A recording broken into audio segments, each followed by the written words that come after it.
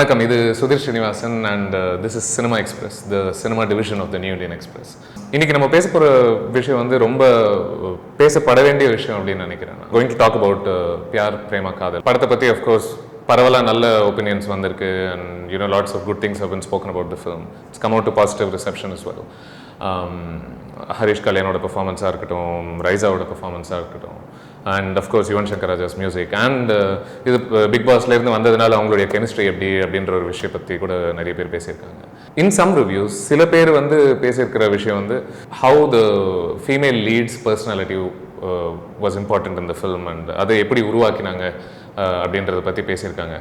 And இந்த விஷயம் இன்னும் நிறைய பேசப்படணும் அப்படின்னு நினைக்கிறேன். ஏன்னா வாரம் நிறைய ஃபிலிம்ஸ் வருது. இந்த வாரம் வேறு படம் வரும், அடுத்த வாரம் வேறு படம் வரும்னும் போது we are constantly moving from one film to another. But for me இந்த பியார் பிரேமா காதலுடைய சிந்துஜா என்னை பொறுத்த வரைக்கும் இந்த வருஷத்துலேயே வந்த ஒரு முக்கியமான ஒரு பெண் கதாபாத்திரமாக நினைக்கிறேன் நான். ஏன் நம்ம சிந்துஜா பற்றி பேசணும்? why is she an important female character that deserves to be spoken about? அவங்கள பற்றி நம்ம பேசுகிறதுக்கு முன்னாடி நம்ம ஜென்ரலாக நம்மளுடைய படங்களில் பெண்களை எப்படி காமிச்சிட்ருக்கோம் அப்படின்றத பற்றி we need to think. And ஏன் அவங்கள ஒரு விதமாக காமிக்கிறோம், அது என்ன விதம் அப்படின்றது. ஜென்ரலாக ஒரு நல்ல பெண் அப்படின்னா சில குணாதிசயங்கள்லாம் நம்ம காமிப்போம். அதுவும் ஹீரோக்கு பிடிச்சமான பெண்ணாக இருக்கணும் அப்படின்னா அஃப்கோர்ஸ் தம் அடிக்கக்கூடாது, தண்ணி அடிக்கக்கூடாது, அண்ட் ரொம்ப ஒரு கலாச்சாரம் பின்பற்ற ஒரு பொண்ணாக இருக்கணும், கொஞ்சம் அடக்க ஒடுக்கமாக பேசணும். தமிழ்நாட்டு தமிழச்சியே சேலவுர்த்த தயங்கிரியே, தமிழ்நாட்டு தமிழச்சியே சேலவுர்த்த தயங்கிரியே, நெசவு செய்யும் திருநாட்டில் நீச்சல் உடையில் அலைகிறியே, கணவன் மட்டும் காணும் அழகை அடைகள் போட்டு காட்டுறியே. ஸோ இவ்வளோ ரூல்ஸ் இருக்குது. இன்ஃபேக்ட் ஒரு ரீசெண்டாக ஒரு டைரக்டர் கிட்ட இன்டர்வியூவில் பேசிகிட்டு இருக்கும்போது அவர் சொன்னார், ஒரு பொண்ணு ராவா ஆல்கஹால் குடித்தா மட்டும் அது வந்து ஏ சர்டிஃபை ஆகிடும், பையன் குடித்தா பிரச்சனை இல்லை அப்படின்ட்டு. நம்மளோட குடிக்கிற ஹீரோக்கு ஒரு பெண்ணை வந்து அடையணும்னா அவங்க பின்னாடி எவ்வளோ வேணால் போகலாம், அவங்களுக்கு தெரியாமல் என்ன வேணால் பண்ணலாம் அப்படின்னு சொல்கிற ஹீரோக்கு பொண்ணு வேணான்னு சொன்ன உடனே கோவப்பட்டு அவளை கெட்ட வார்த்தையில் திட்டுற இந்த ஹீரோக்கு இது எதுவுமே பண்ணாத ஒரு பெண் தான் பர்ஃபெக்ட் அப்படின்ற மாதிரி ஜென்ரலாக காமிச்சிருக்கோம். பாதி படங்களில் வந்து பெண்ணுக்கு வந்து சுய சிந்தனைகளே பெருசாக இருக்காது. அவங்கள பற்றி யோசனைகள் ரொம்ப குறைவாக இருக்கும். அவங்களுடைய வாழ்க்கையில் அவங்களுக்குன்னு கனவுகள் ஒன்றும் பெருசாக இருக்கிற மாதிரி அவங்களுக்கு தெரியாது. ஒரு ஹீரோவை ஏற்றி விடக்கூடிய ஒரு படியாக மட்டும்தான் அவங்க பயன்படுவாங்க. இன்ஃபேக்ட் ஒரு of the top of my head Mannan படம் ஞாபகத்துக்கு வருது. அதில் வந்து Vijayashanti has a lot of ambition ஆரம்பத்தில். அப்படின்னா அவங்க ரொம்ப கெட்டவங்க, ஏன்னா கர்வம் இருக்குது, ஆணவம் இருக்குது, அவங்க ஒரு லீடராக இருக்காங்க அப்படின்றது. படம் முடியும் போது பார்த்தீங்கன்னா புடவை கட்டிக்கிட்டு அப்போ தான் ஃப்ரெஷ்ஷாக ஐ திங்க் குளிச்சுட்டு காலையெல்லாம் கொஞ்சம் தோட்டிட்டு அப்படியே டிஃபன் பாக்ஸில் வந்து ஃபுட் வந்து கொடுப்பாங்க. அஃப்கோர்ஸ் நீங்கள் கேட்கலாம், ஏன் இப்பேற்பட்ட பெண்களை காமிச்சா தப்பா?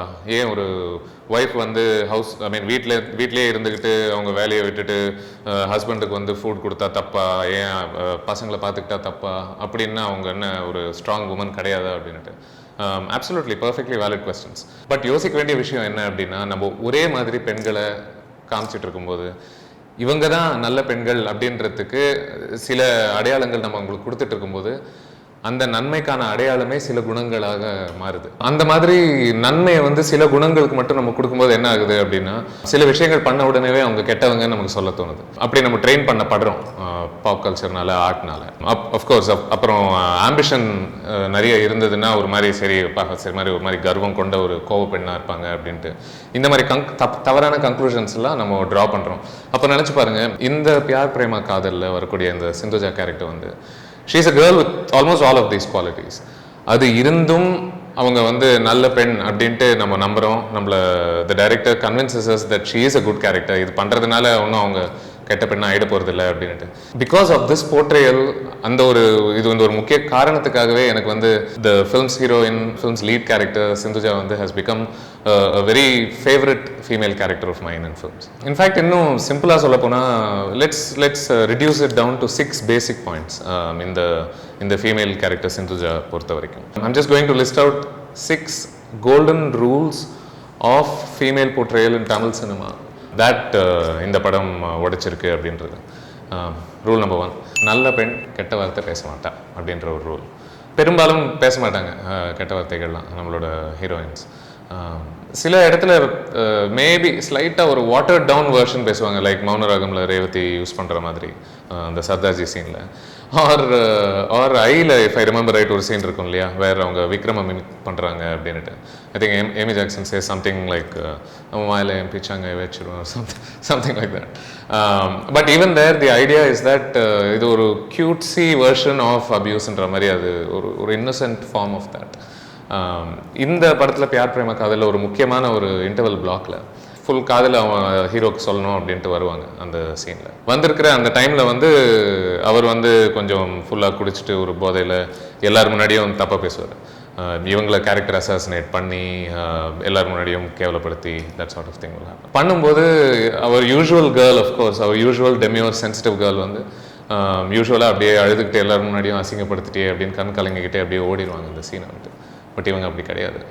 She is far more courageous and much ஸ்ட்ராங்லேயே நின்று அவனோட ஹிப்பாக்ரஸியை அவனுக்கே காமிச்சு, இவ்வளோ கெட்டவளாக இருந்தால் அப்புறம் என்ன எதுக்கு லவ் பண்ண, அப்போது உன்னோட காதல் எவ்வளோ கேவலமானதாக இருக்கும், என்னை யாருன்னே தெரியறதுக்கு முன்னாடி நீ ஐ லவ் யூன்னு சொல்கிறேன்னா அப்படின்றது அவனுக்கே புரிய வச்சு லாஸ்ட்டில் of course the final punch line fuck you அப்படின்னு சொல்லுவாங்க. See, the point is this. அது அவங்க பேசுறதுனால she doesn't magically become a stronger woman. அது பேசுறதுனால அவங்க இன்னும் ஒரு courageous woman அப்படி, that's not the point. Point is, கெட்ட வார்த்தைகள் அப்படின்றது ஆண் வர்க்கத்தினுடைய ஒரு பொருள் மட்டும் கிடையாது. அதை பயன்படுத்துறதுனாலேயே ஒருத்தர் வந்து உடனே கெட்டவங்க ஆயிட மாட்டாங்க அப்படின்றது தான் for me that scene illustrates, and for me that scene is among the best scenes from the film. Rule number 2, மக்கள் முன்னாடி அவமானப்பட்ட ஒரு பெண் வந்து கூனி குறுகி அப்படியே வீட்டிலேயே கலங்கப்பட்டு உட்காந்துருக்கணும் அப்படின்றது. யூஸ்வலாக அஃப்கோர்ஸ் இந்த இன்டர்வல் சீக்வன்ஸ் முடிச்சதுக்கப்புறமா எல்லாருக்கும் இவங்க பண்ண அந்த அசிங்கம் தெரிஞ்ச பிறகு ஓரளவுக்கு எல்லாருமே எதிர்பார்க்குற ஒரு விஷயம் என்ன அப்படின்னா அடுத்த நாள் அவங்க ஆஃபீஸ்க்கு வரமாட்டாங்க அப்படின்ட்டு. டிப்பிக்கலி அஃப்கோர்ஸ் நம்ம யூஸ்வல் தமிழ் படங்களில் வீட்டில் இருப்பாங்க, அப்படியே ஒரு குடும்பமே ஒன்று சேர்ந்து ஒரு நிலை குலைஞ்சா மாதிரி பேசிகிட்டு இருப்பாங்க எல்லாரும். அங்கே வந்து இப்படி பண்ணிட்டு சிரிக்கி மவளை அப்படி அப்படின்ட்டு. இதில் வந்து அடுத்த சீனில் ஸ்லோமோவில் டைரக்டர் ஆல்மோஸ்ட் ஒரு மாஸ் மூமெண்ட்டாக ஹி ட்ரீட்ஸ் தட் சீன். அவங்க அப்படியே ஸ்லோ மோஷனில் she comes into the office as if you know what, நீங்கள் என்ன நினச்சிக்காங்க, நான் உங்களுக்காக வாழலை, நான் எனக்காக வாழறேன் அப்படின்ற ஒரு attitude. See, the thing here is that what the director clearly conveys is, ஒரு கன்சென்சுவல் ரிலேஷன்ஷிப்பில் இருக்கிறது கேவலமான விஷயம் கிடையாது, அதை நினச்சி அவமானப்பட வேண்டியதில்லை அப்படின்ற ஒரு அழகான ஒரு தாட். அது மக்கள் என்ன நினச்சாலும் நினச்சிக்கிட்டோம், பட் as long as ரெண்டு அடல்ட் சம்மந்தப்பட்ட ஒரு கன்சென்சுவல் ரிலேஷன்ஷிப் பற்றி அவமானப்பட வேண்டிய அவசியம் இல்லைன்ட்டு he clearly illustrates in this scene. Rule number 3, நல்ல பெண் குடிக்க மாட்டாங்க. Of course I've said this point before, but it's important to say it again. ஏன்னா இந்த அவங்களுடைய ஒரு ஃபர்ஸ்ட் டேட்டில் when she takes him out to a pub, அந்த இடத்துல ஸ்ரீ the மேல் லீட் கேரக்டர் சொல்லுவார், நான் இல்லை எனக்கு இந்த பழக்கம் இல்லை அப்படின்ட்டு. பட் she won't care, ஏன்னா இது அவங்க இவனுக்காக பண்ணுற ஒரு விஷயம் இல்லை. she's been having likely her own fun at pubs and bars and whatever. So அவங்க பாட்டுக்கு ஷார்ட்ஸ் ஆர்டர் பண்ணுவாங்க, அவங்க பாட்டுக்கு குடிப்பாங்க. Again, the point here is not that குடிக்கிறதுனால, அதாவது அடிக்கடி ஃபெமினிசம் பற்றிலாம் பேசிகிட்டு இருக்கும்போது மக்கள் சொல்கிற விஷயம், ஏன் பசங்க கிட்டேருந்து கெட்டது கற்றுக்கணும், ஏன் அவங்க கிட்டே நல்லது மட்டும் கற்றுக்கூடாதா அப்படின்ட்டு. But the point that is being made here is, எப்படி பசங்களில் குடிக்கிறவங்களில் நல்லவங்களும் இருக்காங்க கெட்டவங்களும் இருக்காங்களோ, குடிக்கிறதுனால ஒருத்தங்க கெட்டவங்க ஆகிட போகிறது கிடையாது. அதே மாதிரி தான் இந்த illustration of this girls character also, அவங்க குடிக்கிறதுனால கெட்டவங்களாயிடாது. அது பெண்ணையும் you have to judge them by the same yardsticks as you do men. So for me, that's another rule that opening date scene, the ஸ்ரீயும் சிந்துஜாவும் அந்த பப்புக்கு போகிற சீன் உடைச்சது. Rule number 4, intimacy, romantic encounters, இந்த மாதிரி விஷயங்கள் எல்லாம் பெண்கள் யூஸ்வலி ஃபர்ஸ்ட் ஸ்டெப் எடுக்க மாட்டாங்க அப்படிங்கிறது. நம்ம படங்கள் அஃப்கோர்ஸ் நம்ம ஜென்ரலாக பார்த்துருக்கும்போது, இன்ஃபேக்ட் பழைய படங்கள்லாம் அவங்க காலை வந்து மண்ணுக்குள்ளே புதைச்சி ஒரு மாதிரி இப்படி ஆட்டிக்கிட்டு இருப்பாங்க. உடனே ஹீரோ வந்து ஒரு மாதிரி இப்படி பார்ப்பாரு, அவங்க பூமியை தவிர்த்து வேறு எங்கேயுமே பார்க்க மாட்டாங்க, அப்படியே கீழே பார்த்துட்டு இருப்பாங்க. உடனே இவர் வந்து அந்த சின்ன வச்சு தூக்கி இவர் வந்து அவங்களுடைய வெக்கத்தை பீட் பண்ணி இவர் வந்து he helps her overcome her own insecurities or shyness about falling in love. Compare and contrast that with இந்த படம்.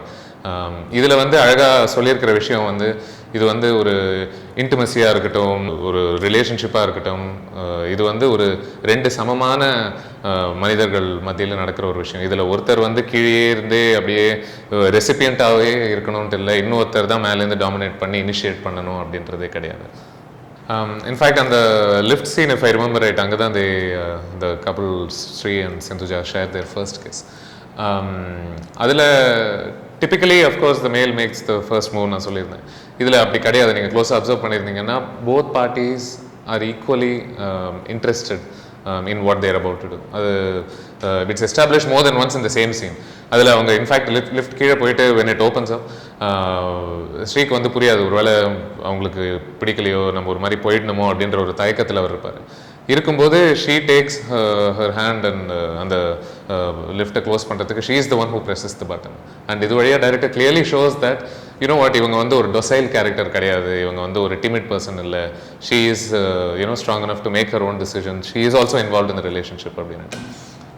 கொஞ்ச நேரத்துக்கு அப்புறம் அஃப்கோர்ஸ் ஒரு சில சீன்ஸுக்கு அப்புறம் அவங்களுடைய ஒரு ஃபர்ஸ்ட் செக்ஷுவல் என்கவுண்டர், அதுவும் இவர் கொஞ்சம் அப்ளிவியஸாக ஒரு மாதிரி பாவப்பட்ட ஒரு because he's never had any. So அவர் வந்து அங்கே உட்காந்துருப்பாரு, இவங்க தான் போறியா மெடிக்கல் ஷாப் போறியா, இது வாங்குறியா அப்படின்னு கேட்டுருப்பாங்க. It's a very fascinating scene because typically நம்ம ஒரு பெண் வந்து இதில் ஆர்வம் காமிச்சா அவங்க வந்து ஒரு மாதிரி தப்பான பெண்கள், அவங்க ஒரு மாதிரி டெஸ்பரேட்டாக இருக்காங்க அப்படின்ற மாதிரி தான் நம்மளை ட்ரெயின் பண்ணியிருக்காங்க டிப்பிக்கலி இன் ஃபில்ம்ஸ்.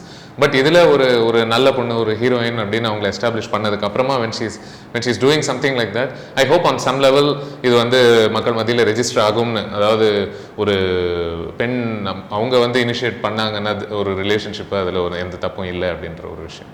ரூல் நம்பர் 5, இந்த மாதிரி இங்கிலீஷ் டஸ்ஸபுஸ்ன்னு பேசுகிறவங்க, ஒரு மாதிரி மாடர்னாக க்ளோத்ஸ் போடுறவங்க, இந்த மாதிரி பெண்களுக்கெல்லாம் டிப்பிக்கலி வீட்டு பொறுப்பே தெரியாது அப்படின்ற ஒரு ரூல். இதில் ஒரு அழகான சீனில் ஸ்ரீ வந்து அப்போ தான் அவங்க வீட்டில் வந்து ஆல்ரெடி ஃபுல் கட்டிட்டு அப்படியே வெளியே வந்திருப்பார்.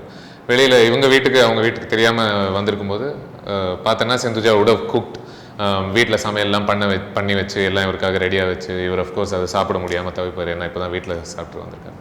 But the point is this, இந்த மாதிரி பப்புக்கு போகிற பெண்கள், குடிக்கிற பெண்கள், இவங்கெல்லாம் வீட்டு பொறுப்பே இருக்காது இவங்களுக்கு டிப்பிக்கலி. அதாவது நல்ல ஆக்டிவிட்டீஸில் இந்த குக்கிங்கை சேர்த்துருவாங்க. ஓகே, குக் பண்ண அழகாக தெரிஞ்சதுன்னா நல்ல ஒரு பொறுப்புள்ள ஒரு அஃபெக்ஷனேட் கேர்ள், இந்த மாதிரி குவாலிட்டிஸை மற்ற நம்ம பேசின சில குவாலிட்டிஸோட சேர்க்க மாட்டாங்க. But it was quite unusual and heartening that இந்த படத்தில் அப்படி பண்ணுறாங்க அப்படின்ற ஒரு விஷயம். இந்த மாதிரி நிறைய ஃபால்ஸ் ஸ்டீரியோ டைப்ஸ் இந்த படம் அவாய்ட் பண்ணியிருக்கோம். இன்ஃபேக்ட் அதுக்கு நேர்மாறாக நம்ம என்ன எதிர்பார்க்க மாட்டோமோ அந்த மாதிரி விஷயங்கள் தான் காமிச்சிருக்கோம். இப்போ நான் சொன்ன சில விஷயங்களில் நிறைய விஷயங்கள் அது பொருந்தும். அஃப்கோர்ஸ் சிந்துஜா வந்து she is also not the traditional variety that okay பெண் தான் சமைக்கணும் அப்படின்ற அந்த மாதிரி ஒரு விஷயம் கிடையாது. இன்னொரு சீனில் வந்து அவங்க சொல்லியிருப்பாங்க இவர்கிட்ட, எனக்கு ரொம்ப பசிக்குது, தயவுசெய்து நீ வீட்டில் ஏதாவது சமைச்சு வச்சிரு, நான் ரொம்ப பசியில் இருக்கேன், தயவுசெய்து சமைச்சு வச்சிரு அப்படின்ட்டு. அஃப்கோர்ஸ் நம்ம ஹீரோ அதெல்லாம் பண்ண மாட்டார். அவர் பண்ண தெரியுமா ஆக்சுவலி ஒரு டவுட் இருக்குது, பண்ண மாட்டார். பட் அஃப்கோர்ஸ் அது வந்து வேற ஒரு மூவிங் மூமெண்ட்குள்ளே போயிடும். அவர் ஒரு சிந்துஜாக்கு ஒரு நல்ல எமோஷனல் ஸ்கெட்ச் ஒன்று போட்டு வச்சிருப்பார். ரூல் நம்பர் 6, ஒரு நல்ல பெண் அவளுடைய குடும்பத்துக்காகவோ அவளோட காதலுக்காகவோ அவளுடைய கரியரை தியாகம் பண்ண தயாராக இருக்கணும் அப்படின்றது. அஃப்கோர்ஸ் இந்த படத்தினுடைய ஒரு மெயின் கான்ஃப்ளிக்டே சிந்துஜா கேரக்டருக்கு, ஒரு ரெஸ்டாரண்ட் வைக்கணும் அப்படின்றது அவளுடைய கனவு. அது வந்து நடக்குமோ நடக்காதோன்ற ஒரு பயம், இவரை கல்யாணம் பண்ணிக்கிட்டா, குழந்தை பெற்றுக்கிட்டா, இந்த மாதிரி கனவுகள்லாம் செதஞ்சு போயிடுமோ அப்படின்ற ஒரு பயம் அந்த பெண்ணுக்கு. அதுதான் அந்த மெயின் கான்ஃப்ளிக்டே ஃபார் த கேரக்டர். அண்ட் அதுக்காக அது நடக்கணும் அப்படின்றதுக்காக காதலை கூட தியாகம் பண்ண தயாராக இருக்கிற ஒரு பொண்ணு. அஃப்கோர்ஸ் நீங்கள் கேட்கலாம், நேர்மாறாக இடக்கு முடக்கா பேசணும் அப்படின்னா யூ கேன் ஆஸ்க், ஏன் அப்படி பண்ணுறவங்க தான் நல்லவங்களா, ஏன் இந்த படம் வந்து காதலை தியாகம் பண்ணுன்னு சொல்லுது, ஏன் அது நல்ல விஷயம் இல்லையா, ஏன் அதை சூஸ் பண்ணுறது தப்பான? பட் பியார் பிரேம காதல் சொல்கிற ஒரு விஷயம் அது இல்லை. அது சொல்ல ஒரு விஷயம் வந்துட்டு காதலும் முக்கியம், குடும்பமும் முக்கியம், but they should never come at the expense of your own dreams. உங்களுடைய கனவுகளும் முக்கியம் அப்படின்ட்டு. இன்ஃபேக்ட் ஒரு அழகான சீன் இருக்கும், இஃப் ஐ ரிமெம்பர், ஒரு கேன்டீன் செட்டப்பில் அந்நேரத்துக்கு ஹீரோ வந்து கொஞ்சம் ஸ்ரீ வந்து சிந்துஜா மேலே கொஞ்சம் கோபமாக இருப்பார்.